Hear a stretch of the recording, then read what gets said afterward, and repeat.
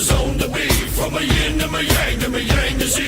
Put a grin on my chin when you come to me. Cause I'll win, I'm a one of a kind, and I'll bring death to the place you're about to be. Another river of blood running under my feet. Forged in the fire lit long ago. Stand next to me, you'll never stand alone. I'm last to leave, but the first to go. Lord, make me dead before you make me old. I feed on the fear of the devil inside of the enemy faces in my sight. Aim with a hand, shoot with a mind, kill with a heart like Arctic ice. I am a soldier and I'm marching on. I am a soldier and I'm marching on. I am a warrior, this is my song. I am a warrior and this is my song. I'm basking the glow of the rising war. Lay waste to the ground of an enemy shore. I read you Lima Charlie, loud and clear.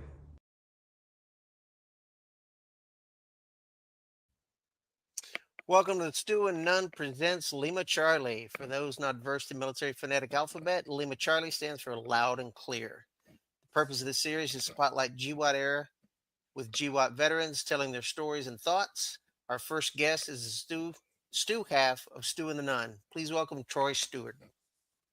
Yay! We need like sound effects. How's that? Yeah, we'll have to work on that. I do this, but then all my screens reflect, so I can't do that. But I just thought I'd throw the Apache helmet on. It's a good look. Let me get my earbuds back in. They knocked everything out. As we were going to that intro, you probably saw me. I was like, "Hey, let me throw the Apache helmet on. I haven't had it on in a while." Right. But just a disclaimer: I was never an Apache pilot, but I did. I thought you were going to get your beret, throw your maroon beret on. I could have. I got that too. I got that. I got a lot of headgear from my time in, so I could have just been changing out hats all the time. But I'll just keep my picture of my dad up there and my bobblehead Trump on the other side. So, anyways, good to see you, Rob. Yeah, this is our inaugural show of episode of this new series we're having, Lima Charlie, loud and clear. So, absolutely, I'm excited to get this. You know, as you had stated in the post, capturing this whole era. I mean, you and I both have fathers who were in the military and have heard, probably hundreds, if not thousands of stories from them and others that we know, whether it's, past veterans or veterans we served with. We've all got stories, and every time we get together, we tell them. But the problem is we're not capturing them anywhere, right? So the purpose of this series is hopefully so that we can capture some of these stories so future generations can either laugh, cry, or just be entertained with it. So that's the purpose of this. That's what I want to gather out of this. Yeah, it was a good idea. I'm glad this was all you that came up with it. And I got to look into the National Archives were for a long. I was blogging way back before I went to Afghanistan, but and a lot through Afghanistan and after. But they were archiving and grabbing all the military blogs during that time. To do this, to capture these stories and stuff. I don't know if the National Archives are still doing that, but we probably need to check in that. And if so, point them to this series so they can start to capture these, because they were doing that for a long time. They were capturing those war stories and getting copies of them. They were pretty much just grabbing cash copies of every military blog that they knew about. Right. So that'd be something. Well, the other part of this is, yourself and we'll get to Toby as well and get him on, but there's other people that never blogged before, right? But they probably have some great stories to tell, and we want to make sure that we capture as much as we can. So absolutely. Well, let's get going on this first. Yeah, one. So let's start with kind of who you are, where what you joined. I think you went active first, and then you went guard. So let's kind of go through that history. What brought you there, and where you grew up, etc. Yeah. So I was born at Fort Bragg. I was a military brat as there could be. My dad did 22 years special forces, multiple tours in Vietnam, Laos, Cambodia, countries that we still don't recognize that as happening.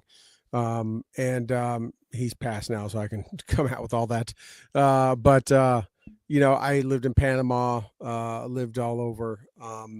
and just had the military upbringing. I did go active. I joined the military in 1987, right out of high school. A lot of my friends, I was living in a civilian community. He wasn't in anymore. He was retired, and I was living in Arkansas actually. A lot of my thought I joined because he was in, because we were only few. I mean, my dad really stood out. I mean, how many special forces guys are living in small towns in Arkansas? So he was well known.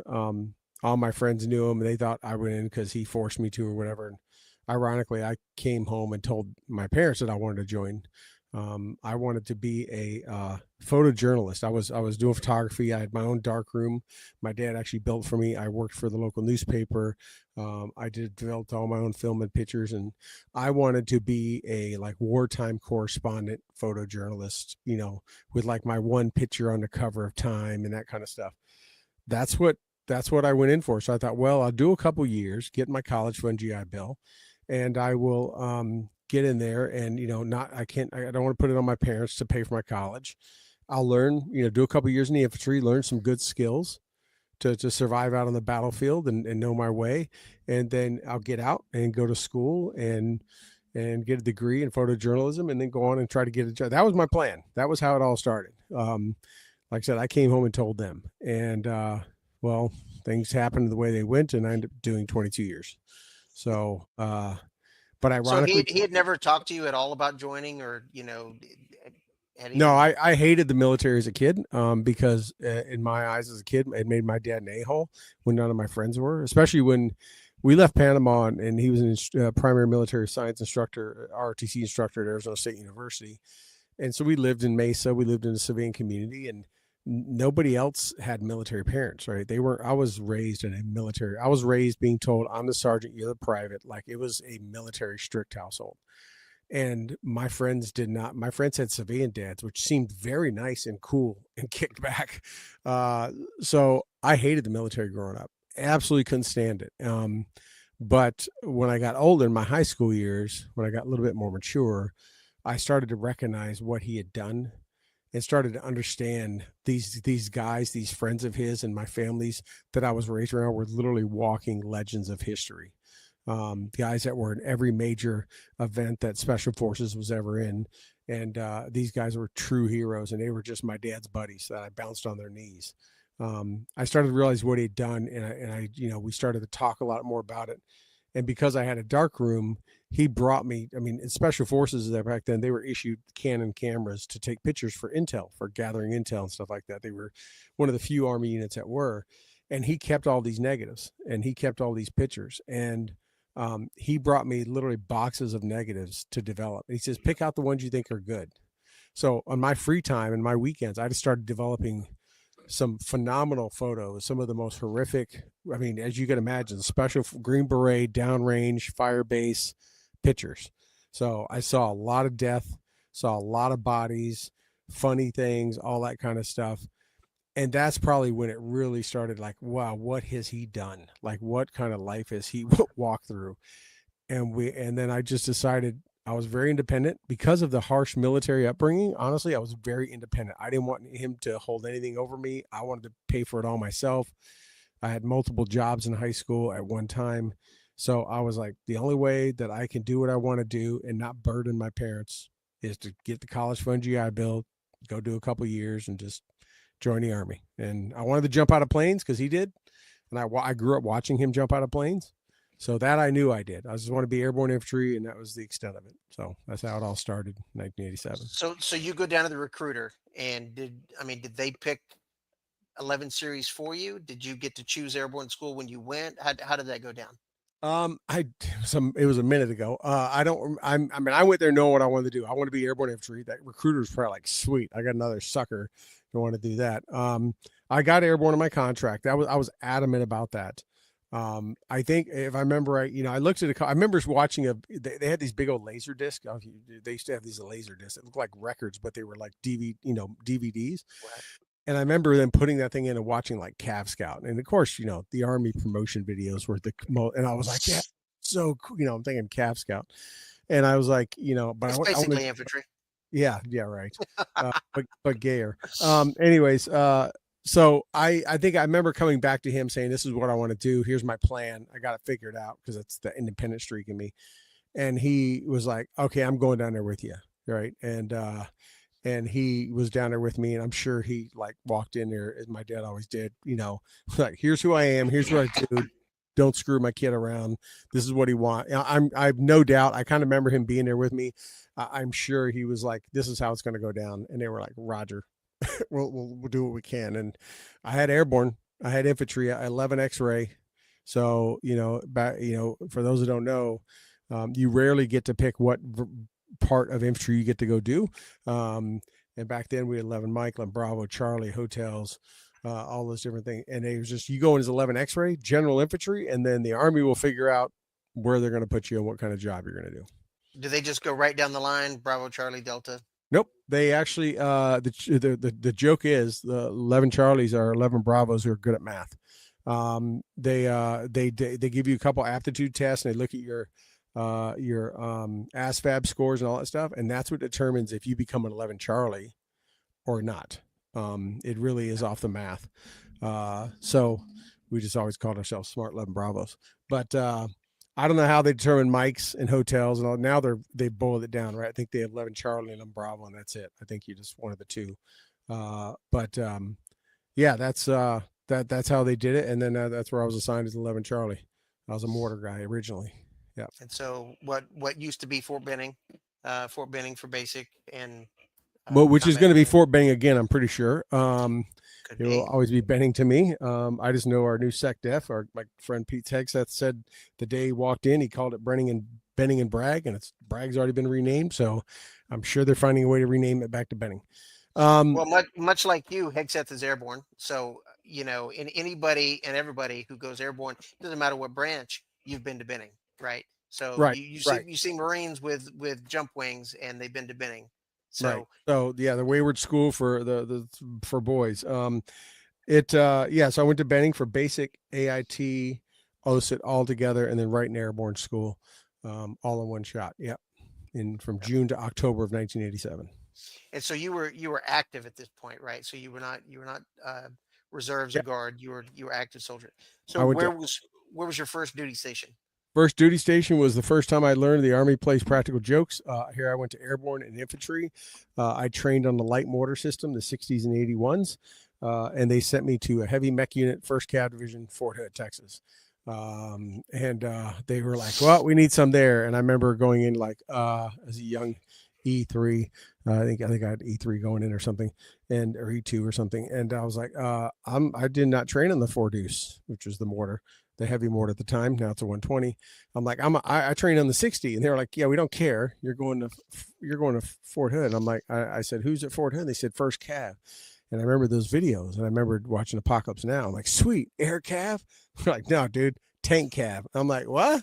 And I'm like, the funny thing is I had orders. In the Army, they would give you, I forget what they call it, but the dream sheet. Well, no, you'd get like before your orders came down, you kind of got a notice through the S1, through the pack, that you had like a preliminary assignment, right? There was like, you wasn't sure, you didn't have your orders yet, but they said, "Hey, you've come down on levy." That's what it was, right? You come down on levy. How I remember this, I don't know. And I remember being told in airborne school, like the first week or something, you came down on levy, you're going to Italy, to Vicenza, 509th. And I was like, "Sweet, great. I'm going to Italy." I remember calling my dad, "Going to Italy, airborne battalion makes sense, right? I'm in airborne school. Don't screw this up." And then by the 3rd week airborne school, it was Fort Hood. And the Army decided that they had a need there than they did sending a young airborne guy to Italy. So that was the first of many times that the Army played practical jokes on me, and I started learning not to wait until I get orders in hand before I believe anything. But so were you on jump status at Hood? No, absolutely not. I was a 5 Hood jump. doesn't jump. Yeah. No, I was the only ones down there jumped is there's a Pathfinder unit at the time. I was a 5 jump. I walked into a heavy mech unit and was like, I was all about like, okay, how does this big thing work? So I was there, my first duty station. So when you got done there, well, you probably went from there, being your first duty station, and then Went overseas. Yeah. Then you went overseas.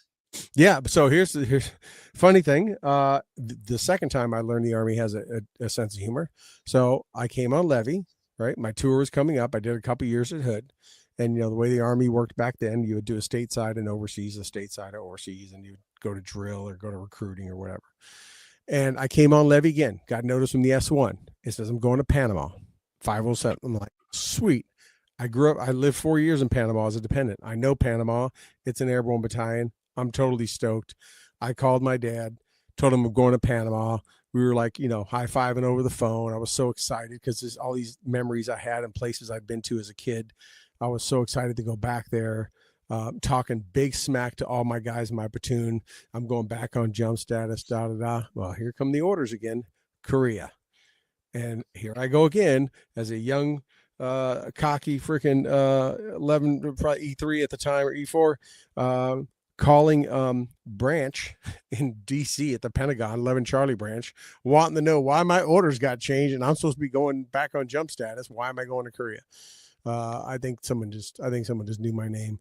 So that was the second time, and that was the time that it stunk in that I'm never talking smack again about where I'm going until I get the orders. But I went to Korea, which turned into one of my best duty stations of all time. It was one of my favorite tours of all time. It was the Army's best kept secret. So that's a 2-year tour for a single, correct? Back then, 1 year hardship tour. 1 year hardship. Okay. One year hardship tour. I was right on the DMC. I was in the first of the 506, Currahee, and Band of Brothers fame, and like listen to North Korean propaganda in my window. I mean, we were right there on the DMZ. So while you're there, Saddam goes into Kuwait. Nope. And then Nope. No. I was there, Okay. and came back. So I came back in 90.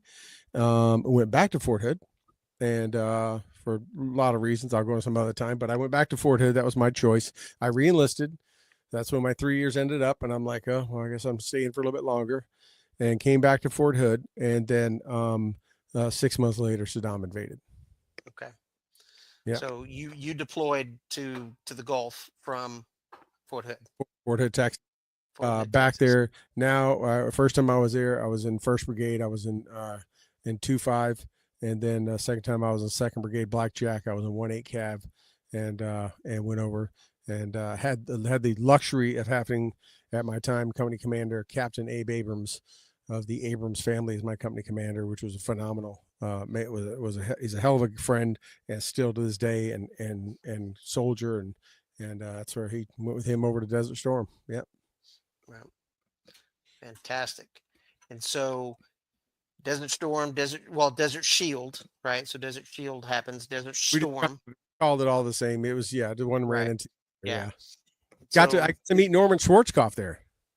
Storm and Norman came over. It probably helps when the ADC of the division is the big brother of your company commander, because our 1-star of our division was Abe's older brother.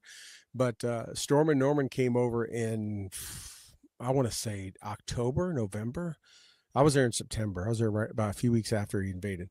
October, November, he came over, and he just flew out to a couple places, and he came to our battalion AO. Now we're out in the desert. We're not in any city. There's nothing. Like, we are living in desert as far as you can see.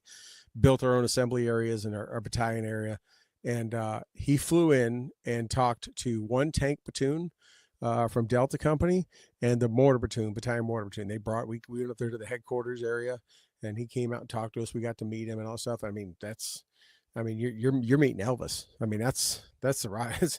That's Norman. He's Right. the dog, right? And he's coming out to see you. He's not flying to see every unit. He only went to a couple places, and you get to sit there and have him talk to you and ask questions and all that stuff. That was a highlight for that, for sure. Right. So during all of so during the first part at Hood and I guess probably Korea, didn't Panama happen in that? Yes, Panama. Yes. Yep. Yeah. I would have been there. Thank you for Would have bringing been it. there. I would have been there had it happened in '89.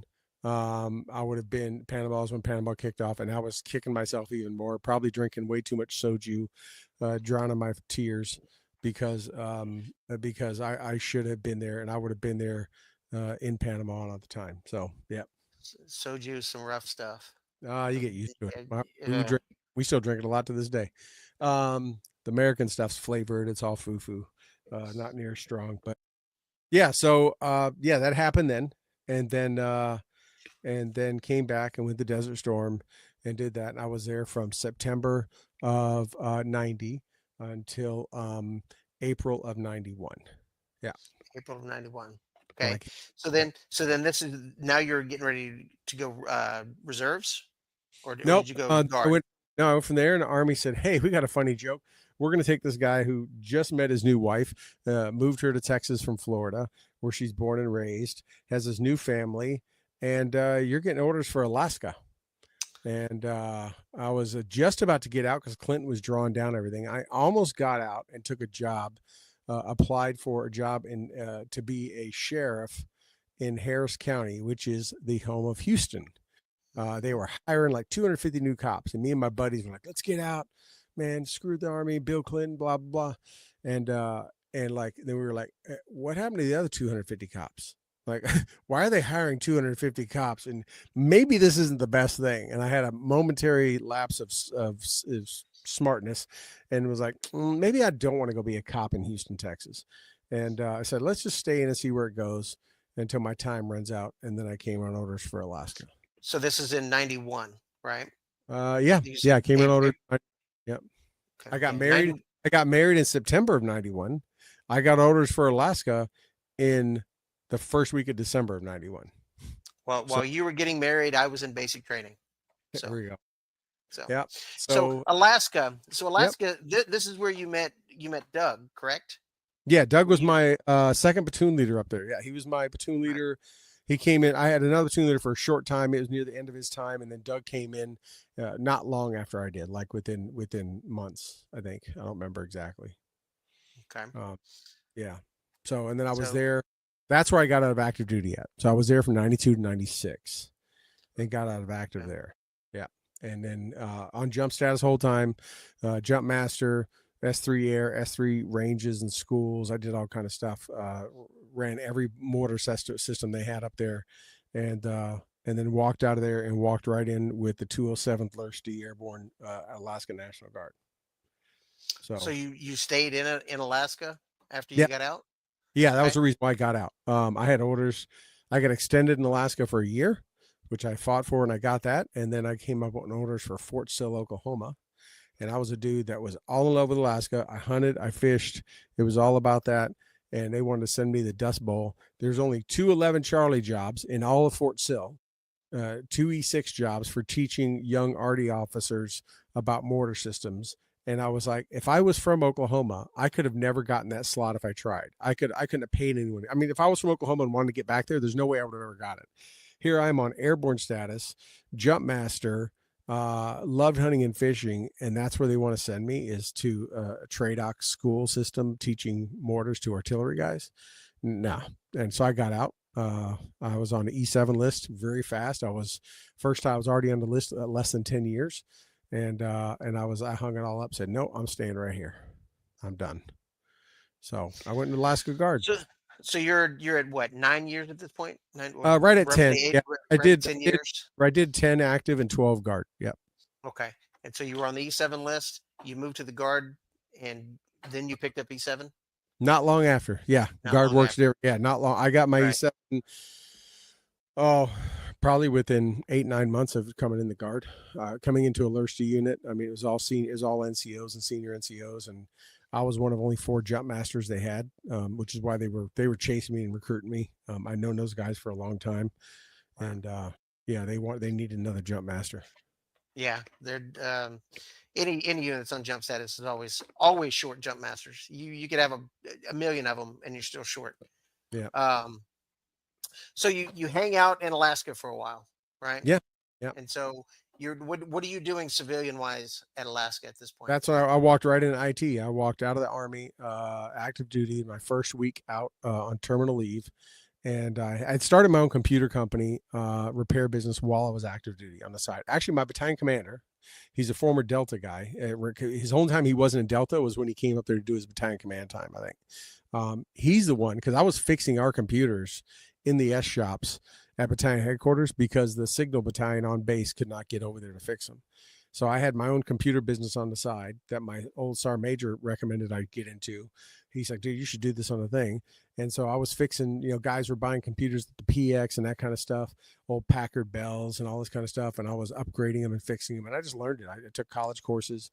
And then so I started my own business. And on the weekends and nights, I was doing computer repair and stuff and small networking stuff for real estate offices and businesses and individuals and all that. So I walked out of the Army and I had 3 interviews, 3 job offers, 2 counter offers after I countered, and then I took one and been doing IT ever since. That's the days of the 33.6, 9600 baud modems, Oh yeah. 14.4. Yeah. Oh, So when I got remember, 14, remember that when I well. got a 28.8, I was like, what am I going to do with all this speed? Yeah. I But- had a friend when I was at Knox, was running his own BBS in the barracks, and he could tell by the modem sounds the connection speed of who was dialing in. Yeah. That's how much he had listened to it. He could tell what speed they were connecting at. Yeah. People now, kids nowadays have no clue. None. No, so that's what I did. That's how I got in IT, and I've been in IT ever since. But that's what I did. And once, as soon as literally, when I wanted to delay. I had terminal leave. I had like 90 days of leave and terminal leave. I was just wanting to chill, right? I just did almost 10 years in the Army. And I told the company, and they made me the offer. And I'm like, yeah, can I start they're like, I was like, can I start like in 2, 3, 4 weeks? And they're like, if you want this job, you need to be here next week. I'm like, I'll see you next week. I'm like, I was getting my Army pay, and they gave me a great pay. And I was like, yep, I guess I'll see you next week. And yeah, it wasn't a problem at all. But yeah, that's what I did. So then I was in the Guard, and I transferred to the New York Guard in 99. 2000 took about a year. It's hard to transfer between states when you're pretty senior, because a lot of states won't take like E7s and above. They want to promote from within. So it took a while to transfer from Alaska to New York before I found a unit in New York. I transferred. So why the transfer to New York? Well, I moved to New York. My company I worked for they're headquartered here, and they made me an offer I couldn't refuse. They said, what would it take for you to come to corporate and do for everyone in their whole corporate that you do for the Alaska Oil and Gas Unit? And I gave them a number I thought they'd never reach, and they met it. So they bought me out of the state. I gave them a number I didn't want to move, but they made it impossible not to take it. So at this point, you're married. Yep. You just finished 10 years in the Army. Your not your first civilian job. Your first civilian job after coming out of the Army. Yep. Right. Yep. And you're now moving states and moving to New York. Yep. Someplace I never lived. I'm from the South. My wife's from the South. We're not from this area. So we thought, well, we'll move here. Just like Alaska. We went to Alaska. We said, well, we'll go to Alaska. We'll do 2-3 years and get out of the Army. And, we'll make the most of it. We'll see Alaska. The Army's going to give us an Alaskan vacation. Well, that all didn't happen. And so we said, okay, we came to New York. Like, we never lived in the Northeast, New York City and Boston and this and that. We're like, let's just go there. Let's just tour around, and we'll just make the most of it for a couple of years. And we'll move back down south, which is what we're probably going to do in the next couple of years. It took us a while, but yeah. So then while you're in New York, 9/11 happens. Yep. And game changes. So I came to New York. I found a job in a battalion as an infantry mortar platoon sergeant. Obviously that's what I did. Actually I was, so I was 11 Charlie and then 11 Bravo, because I was in Lurch D. I got 11 Bravo at that rank and everything. And so I came down, and I was a mortar platoon sergeant, and then I transferred over to be the scout platoon sergeant, even though I was still kind of mentoring the mortars, but they were trying to open positions for some guys to get promoted. So I kind of got slotted over there. But while I was there, 9/11 happened. And then right before 9/11, we went to JRTC. I never thought I'd see JRTC again. I come to a battalion that's going to JRTC in the Guard. And then we get back, and everything was ramping up to JRTC. We were pretty hot op tempo up to JRTC, as you can imagine. And then we get back from JRTC in August. And so JRTC, for those, that's Louisiana. That's Fort Polk, right? Fort Polk, Louisiana, National Training Fort Polk, Center. Louisiana. Yeah, Light Infantry National Training Center. I'd already had multiple. In fact, that was the last thing I did before I got out of active, was JRTC, before I hung my boots up in active. And then that was in August of 2001, a month before 9/11. And then 9/11 happened. And then everyone deployed again. We went to every nuclear power plant, airport, you name So it. you were still in recovery. You were still at the tail end of recovery coming back from JRTC. Yeah, the whole brigade was like, we were still Yeah. gear shipped back. Yeah. And it was Yeah.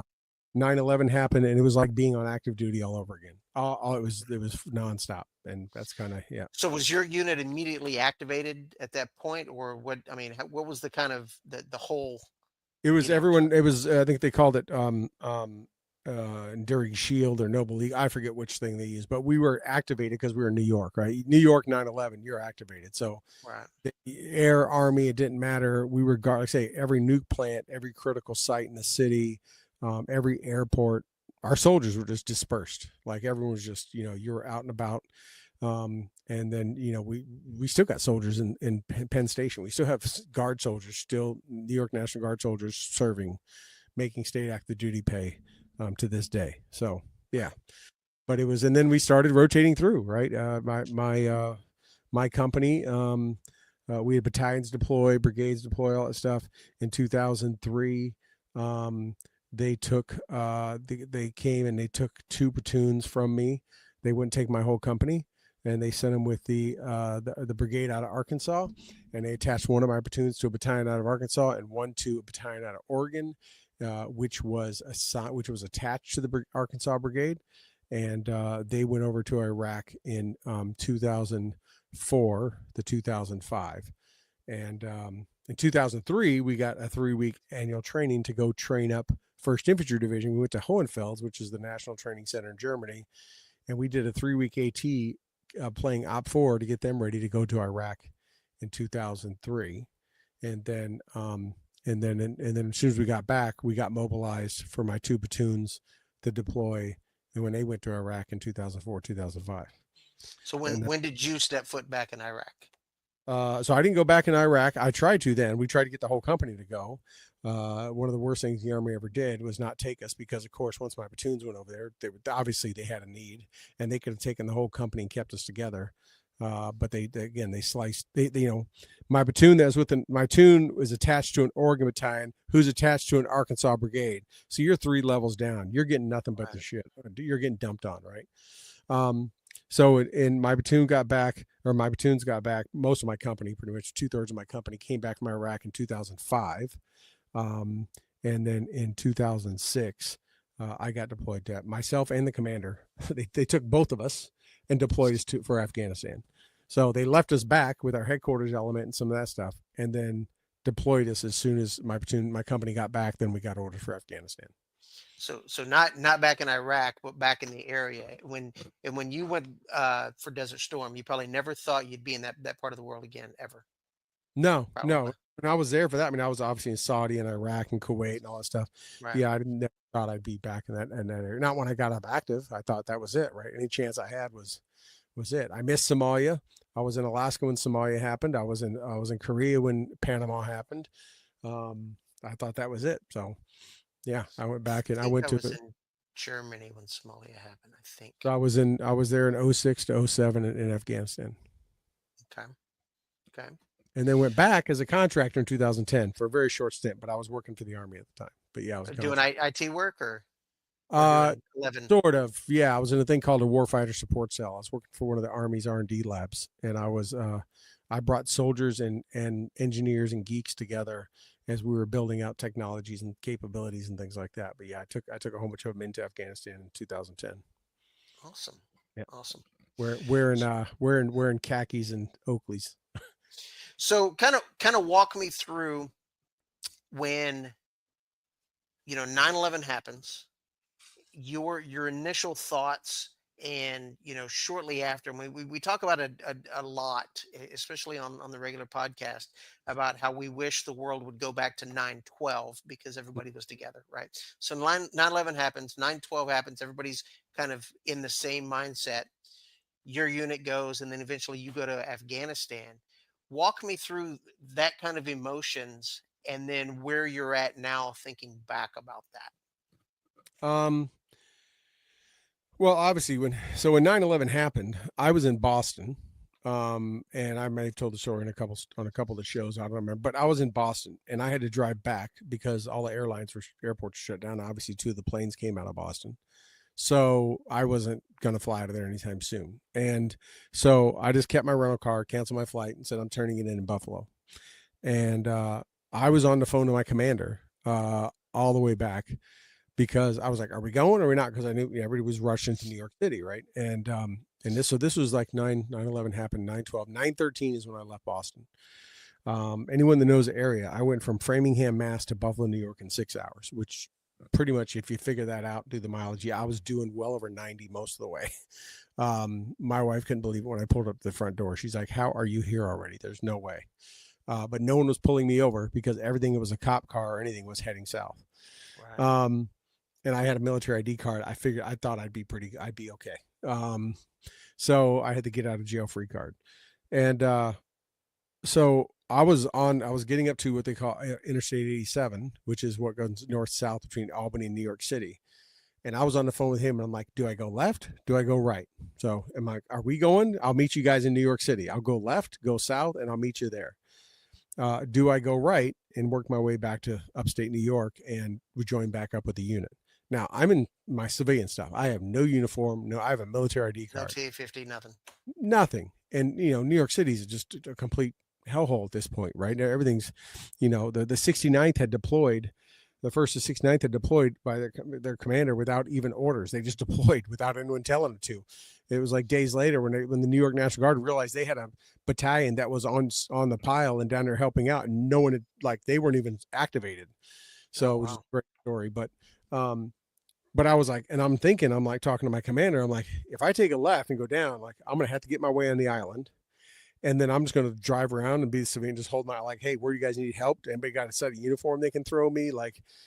I don't know when I'll find you guys. Obviously there was no plan, right? And I wouldn't know where I was going to stay, what I was going to do. And he was like, why don't you just come back here? We keep getting different orders. So I came back, and then we were up and down. We're going to go get bodies. We're going to go retrieve. We're going to go on the pile. No, we're not. Army changes every 5 minutes. So we ended up standing down. They kept changing, and then we just started pushing people out to airports and all that stuff. And that's when I just went back to work. There was not that I was like, I had a real job. I didn't need state active duty. They didn't need me. A lot of young soldiers could have used the money, and I was like, let them go.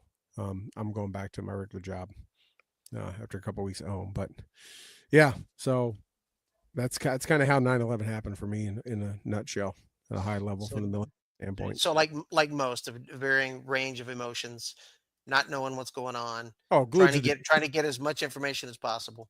Yeah, glued to the TV. I mean, it was, just watching every day, and everyone wanting to do something, everybody wanting to go to war in a second and go find out who did this and all that kind of stuff. But, I was like, I'm in the National Guard now. They're never going to call us. Right. Lo and behold. Well, that's right. And more times than I can count. So yeah, that was that. And then in 06 and 07, then I was there, and we did our best to avenge it the best we could, and bring heat on the enemy and the bad guy whenever we could. So looking back at that now, I've watched a lot of different podcasts and a lot of different individuals, ranging from whether it's Green Berets to infantry to Marines to SEALs or whatever. And there's a varying thought post all of this on, looking back at it and having you go there and you want to be patriotic, you want to support the country, you know it's for a good cause.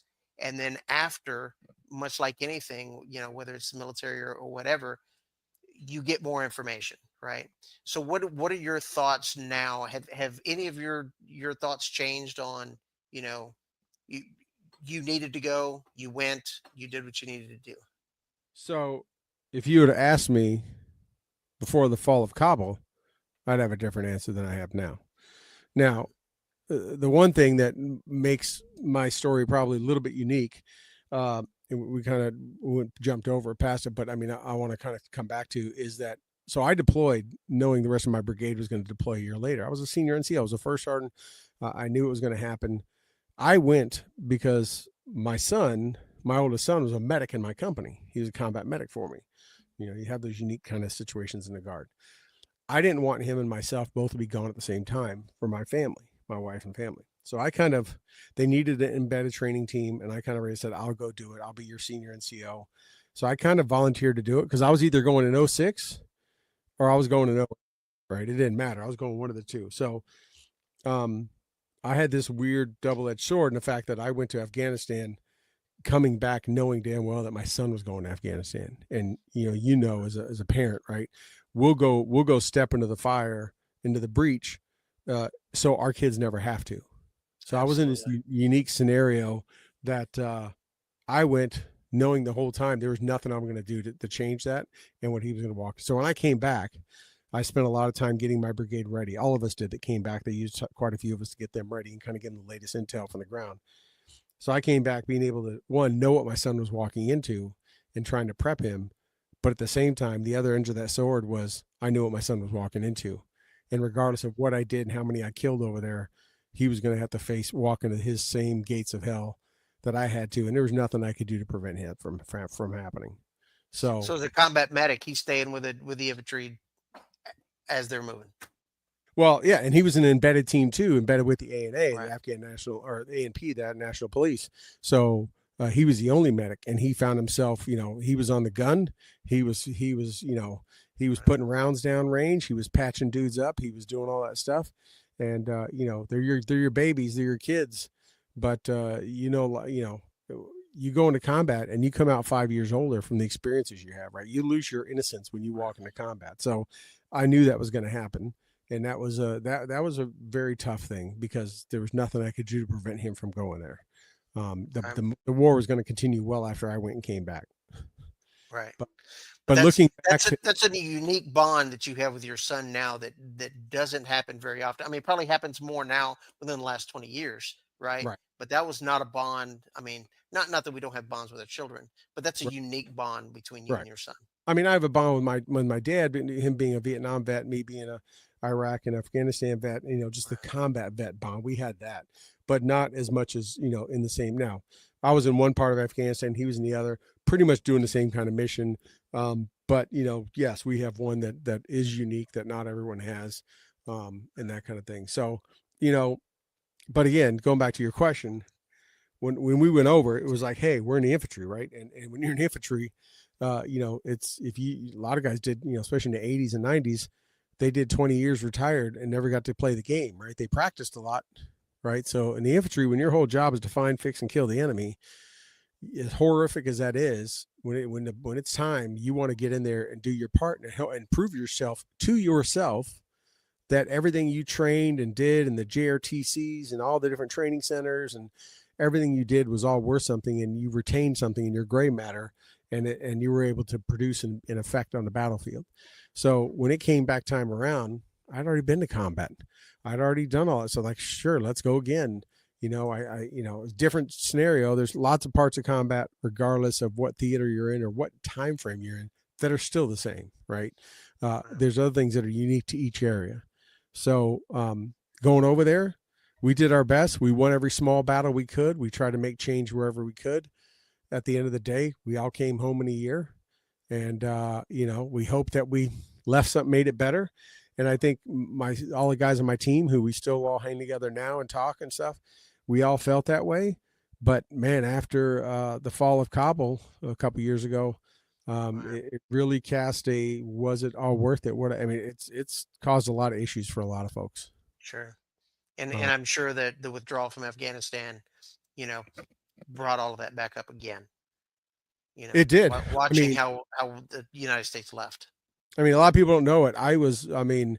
Some people at my work even know, but most don't. Only a handful do. I was pretty much punched out. I was working, getting people out for a week and a half from here. I was working every contact I had on every communication medium. I had people coming to me, even people from my work that I work with that had been in the Guard or Reserve, that had Terps over there that knew I was doing something and were coming to me. And I was working everything I could to try to get as many people out today. And that was a very, I'm not going to say stressful, because it wasn't near to what the guys were going that were over there that were at the airfield. But I pretty much parked my civilian job and just was working that nonstop all hours of the day trying to get people out. And it kind of brought a lot of that feeling and adrenaline kind of back. But it was almost it was driven by despair and sadness because you saw what was happening. Sure. Absolutely. Absolutely. Okay. So let's kind of shift just a little bit. Yeah, this one's And, going you know, long.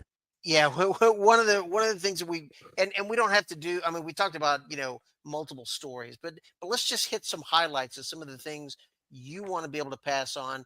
And the kind of mindset I thought about this was 30 years down the road, your grandkids get to turn on YouTube or whatever the media format is at that point, and get to see grandpa and get to see grandpa telling some of his stories. And Yeah. what are some of those things you want them to be able to hear you say? Well, first, I'm known as Pop Pop to them, so they're not Pop, Grandpa. pop. See if that stays. I don't know. Depends how many I have by then. Well, I got a couple. I wrote down a few that were kind of interesting. And I'll try to go quick. From both wars. Desert Storm was unique, right? And what people remember or don't remember. But everyone thinks it was a 4-day war or 100-hour war. The reality is, the air war started on January 17th.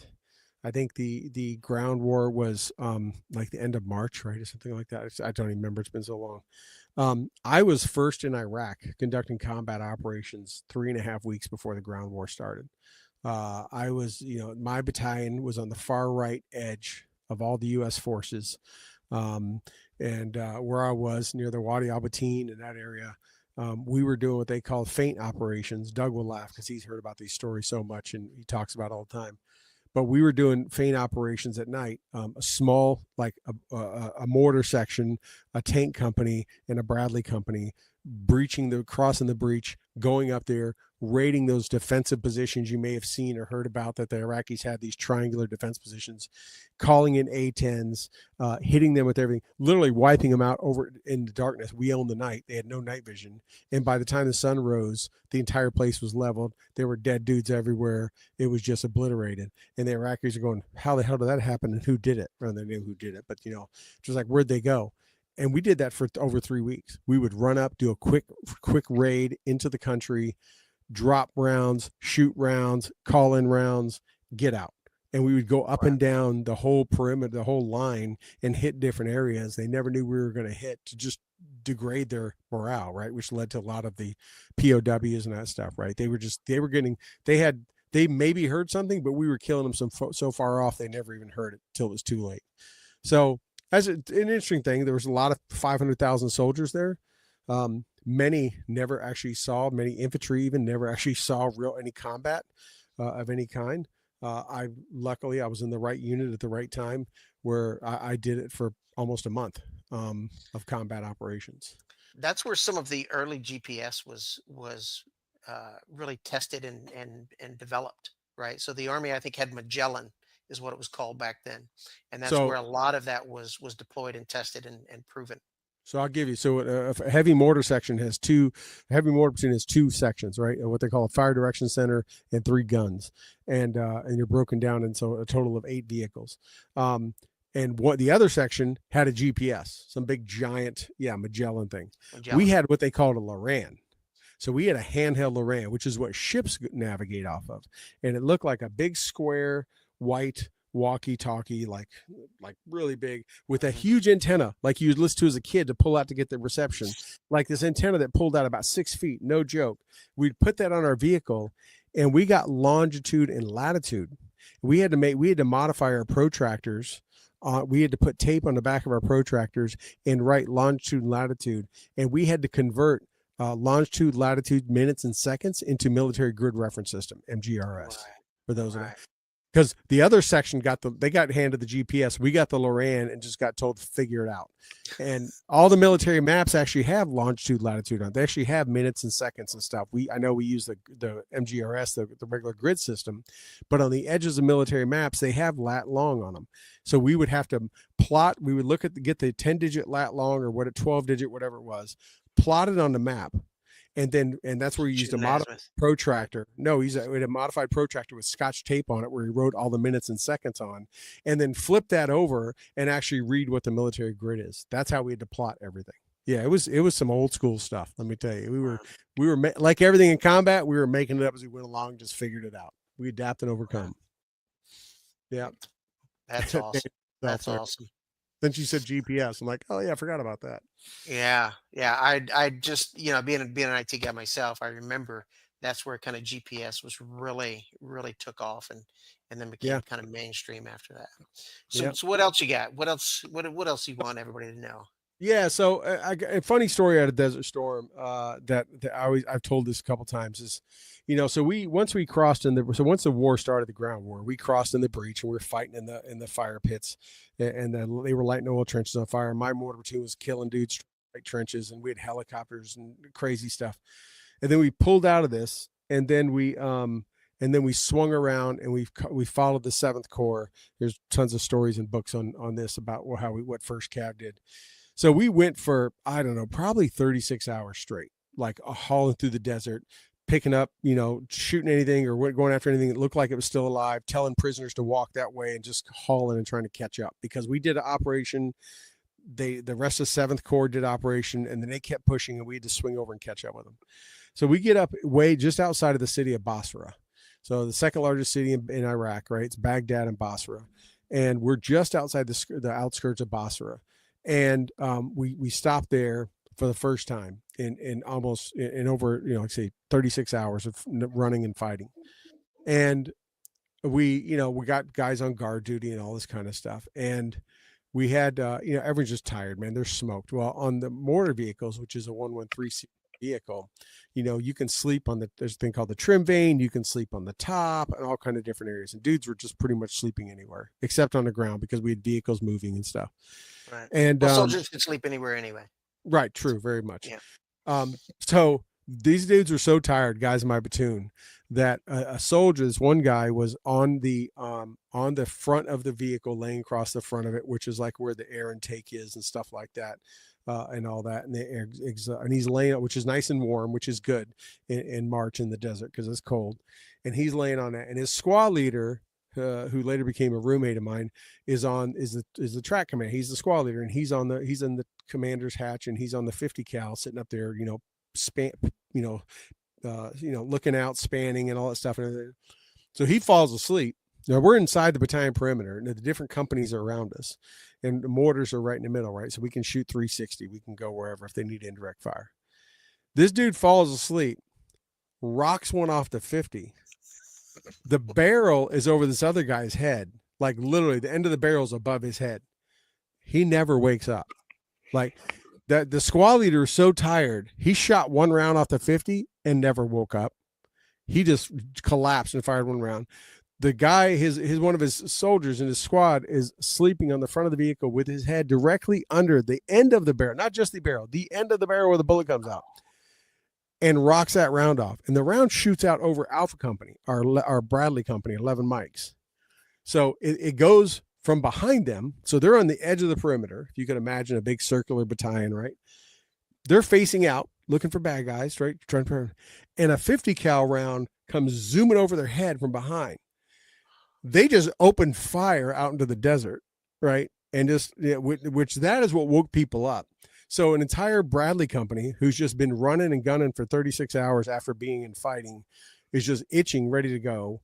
And we're on the outskirts of Basra, and just opened up every 25 mic, coax, and just dope. I mean, just, I think, what is that, 16 Bradleys or something?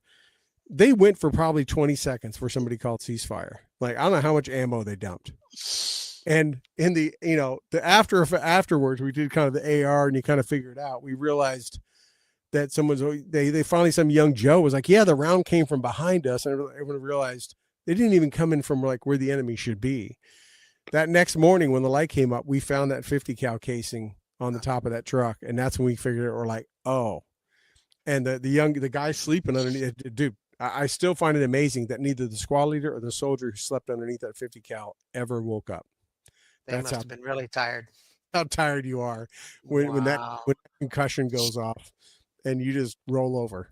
But yeah, I always thought it was a great story because that entire Bradley company was just itching for a fight, and they just dumped everything, whatever they had handy was dumped in the desert. So that's a good one. From Afghanistan, a heartwarming story, kind of a heartwarming. So, the kids, kids that love kids everywhere, Korea, Germany, it doesn't matter, right? They love MREs, they love candy, they love soldiers, they know they're going to get stuff.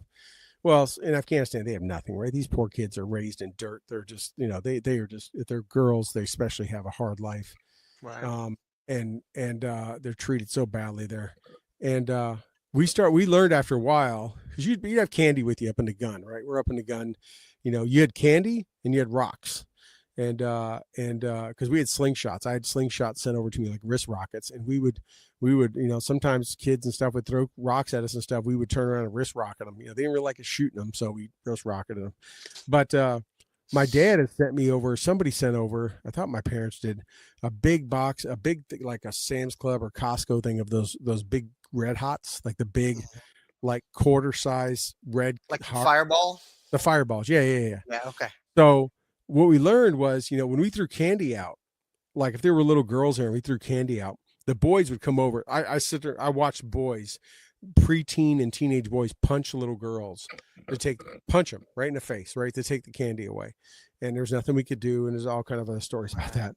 But, so what we started to do was we ended up with 3 piles. You had good candy, like Starburst or like Jolly Ranchers and things like that. And then you had the big Red Hots, and then you had rocks.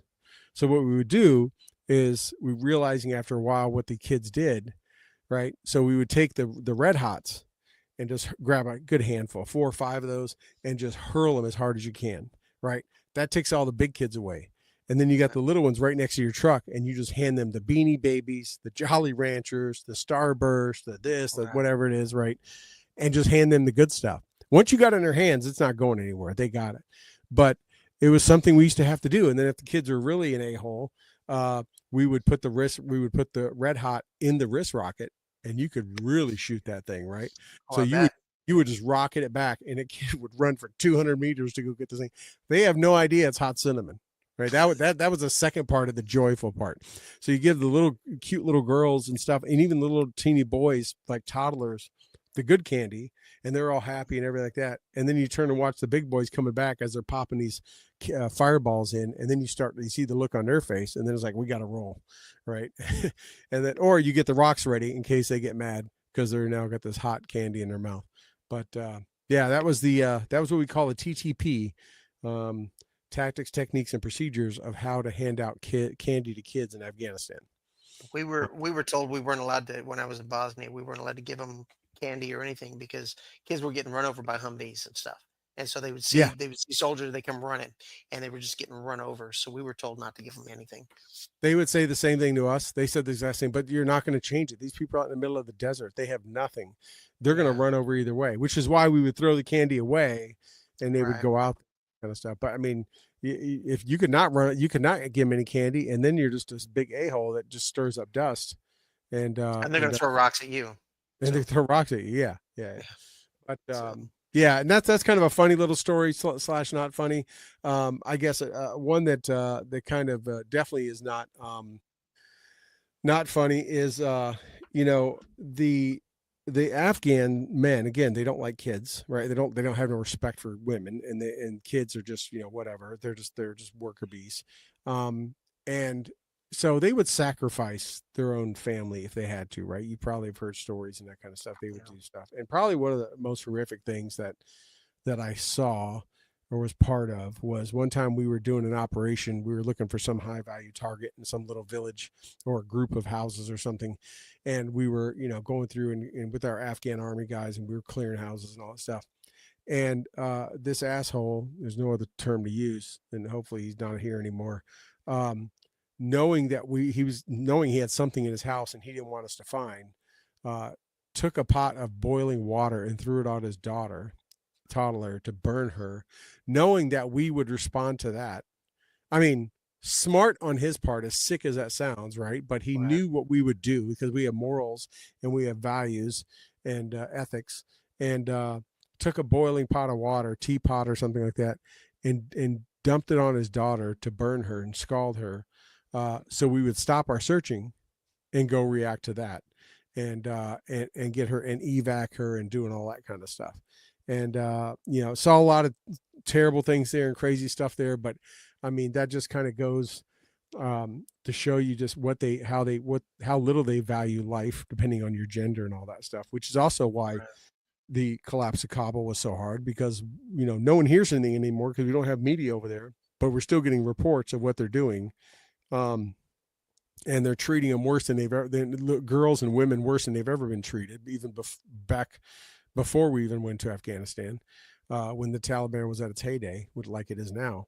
But I mean, I never forget the rage and anger we had, because I don't remember how we knew that.